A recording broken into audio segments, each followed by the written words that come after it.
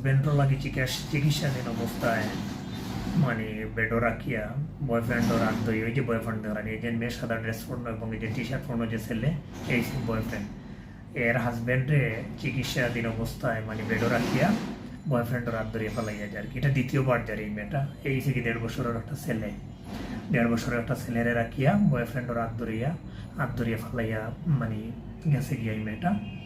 তো এখন যে ভিডিও দেখছেন এটা দ্বিতীয়বার বাগিয়ে গেছে এই মেয়েটা।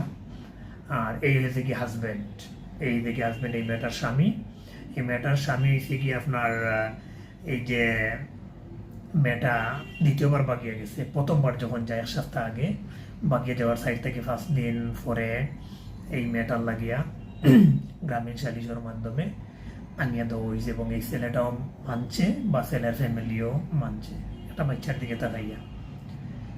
কিন্তু এই বিষয়টা লাগিয়া মানিয়ে নিতে পারছে না এই ছেলেটা, মানসিকভাবে অনেক বিপর্যস্ত হয়ে গেছে বিছাড়া।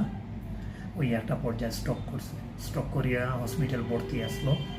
এই মেয়েটা স্বামীরে দেখাশোনার লাগিয়ে আইছে, আইয়া স্বামীর এই অসুস্থ অবস্থায় রাখিয়া নিচেলামিয়া আবার ফেলাই গেছে বয়ফ্রেন্ডের লগে। এখন আপনারা তো অনেকে হইন গিয়া হাজব্যান্ড প্রবাস অথবা বিভিন্ন কারণ রিজন খোঁজাইন গিয়া, কিন্তু এই মানুষটা কিন্তু প্রবাসও একটা সময় আসলো, এখন বর্তমানে মানে ফুললি 1.5-2.5 বছর থাকে এবং 1.5 বছরের একটা বাচ্চারে রাখিয়া এই মেয়েটা বয়ফ্রেন্ডের লগে বাগিয়ে দাঁড়িয়ে।